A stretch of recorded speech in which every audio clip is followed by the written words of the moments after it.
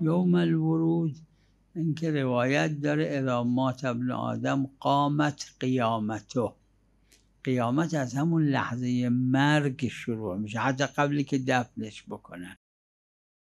شاید یوم الورود هم لحظه مرگ باشه، چون همه چیز اونجا به نتیجه از اونجا تعیین میشه.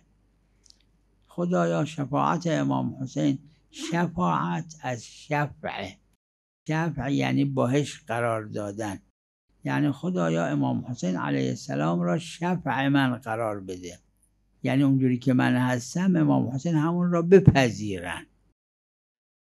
یوم الورود هم یعنی لحظة الموت، یعنی باید اینجور باشه، چون قیامت از اون وقت شروع میشه.